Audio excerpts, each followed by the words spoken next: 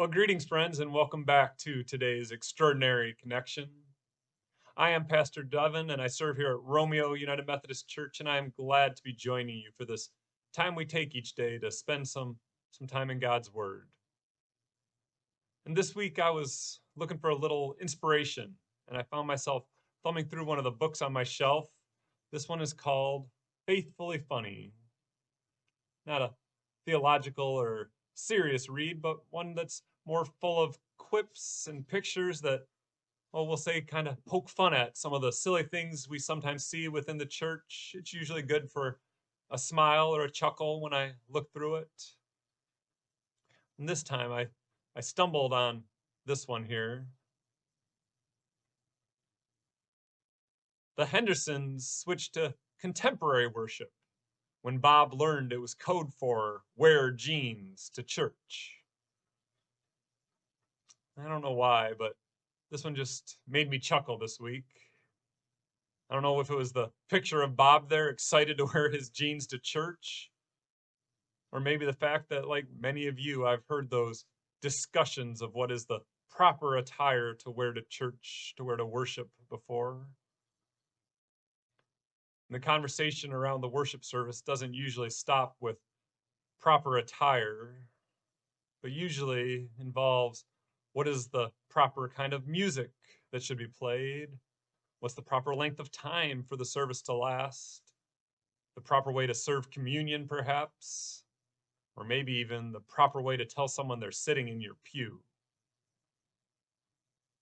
And maybe that's why that specific page, it made me chuckle this week.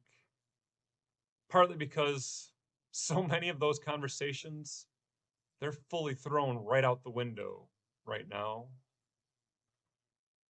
Because if I were to ask you for your honest answer, I'm willing to bet that there's a pretty good chance that many of you have recently worshiped in your jeans or maybe even in your pajamas.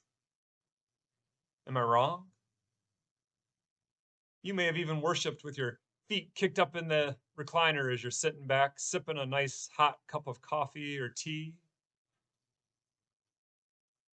And you know what? I'm here to tell you today, that's okay.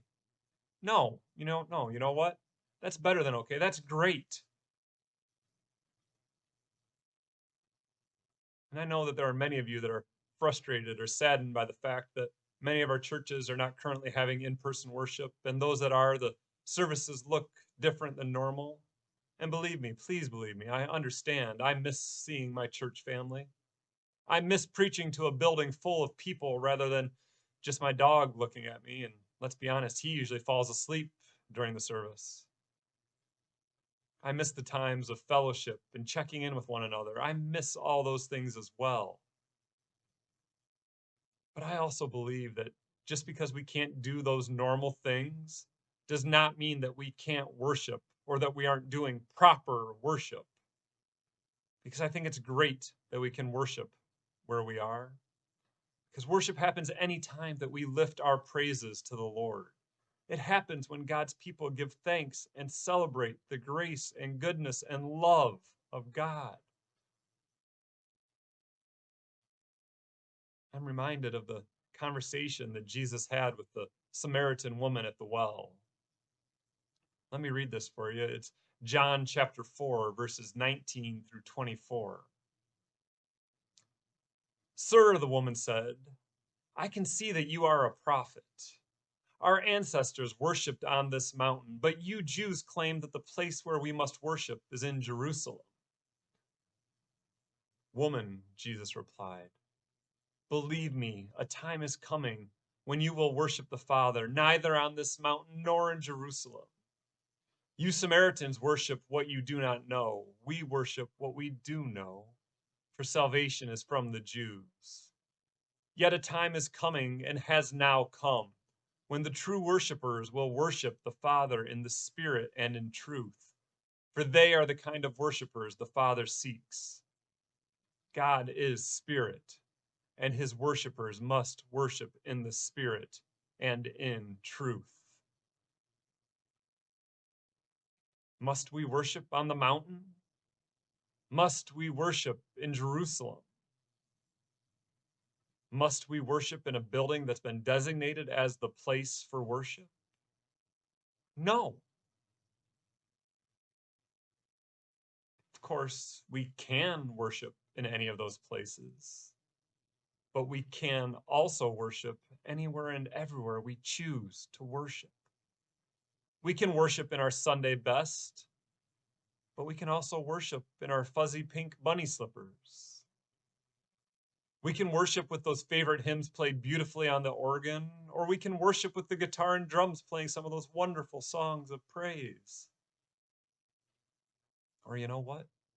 We can even worship in the quiet, in the still moments when we give thanks and worship God.